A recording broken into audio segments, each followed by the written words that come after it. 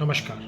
आज हम स्वयंबोध और शत्रुबोध के 7th चैप्टर के फर्स्ट पार्ट के बारे में समझेंगे कि उसमें हमने क्या पढ़ा। मैसेंजर पैगंबर या मैसेंजर आधारित परंपराओं का सबसे अनोखा पक्ष होता है कि एक ही पुरुष स्वरूप ईश्वर पर उनका जोर होता है। यहूदी, ईसाई, इस्लामी परंपराएं मानती हैं कि एक ही ईश्वर है और उसके अतिरिक्त सारी दिव्यता, सब कुछ जो भी है वो सब दूषित है, झूठा है, दुष्ट है। इसी कारण से वे केवल एक स्वरूप उपासना को सत्य कहते हैं और बाकी सब रूप को अस्वीकार कर देते हैं। उनकी जितने भी धार्मिक ग्रंथ हैं, धार्मिक तो नहीं है पर ग्रंथ हैं, ये भी इसी आदेश को मानते हैं और इसी का आदेश देती हैं। जो इस एक रूप से हट जाए उसे दंड मिलना चाहिए।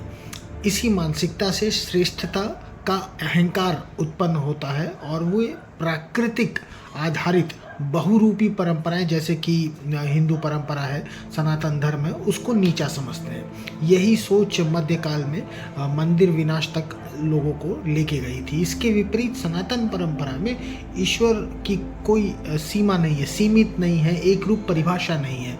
यहाँ अनेक देवताओं की उपासना होती है पर सब कुछ एक ही ब्रह्म का स्वरूप माना जाता है। विष्णु पुराण में महाविष्णु को सर्वश्रेष्ठ कहा जाता है, शिव पुराण में सदाशिव को श्रेष्ठ कहा जाता है, देवी महात्म्य में भगवती को सर्वश्रेष्ठ कहा जाता है।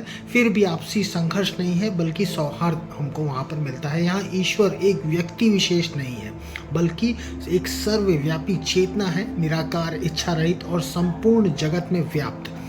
वही चेतना विभिन्न रूपों में प्रकट होकर सृष्टि बनती है। साधना का भी यही लक्ष्य ही होता है, यह अनुभव कि आत्मा और जो ब्रह्म है वो एक ही स्वरूप है। ईसाई मत में ये असंभव बताया गया है। उनका ईश्वर जो है वो थोड़ा सा जेलस टाइप का हो जाता है और अन्य देवताओं को स्वीकारना पाप माना जाता है, इसलिए वहाँ इतिहास निरंतर संघर्ष से भरा रहा है। हिंदुओं के लिए आवश्यक है कि इस अंतर को समझें, क्योंकि मिशनरीज जितने भी हैं जो कन्वर्जन का काम करते हैं, इसी एक रूप का तर्क लेकर उसको हथियार बनाकर उपयोग करते हैं।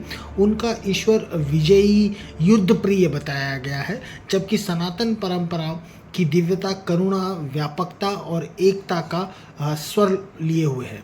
बहुत बहुत धन्यवाद।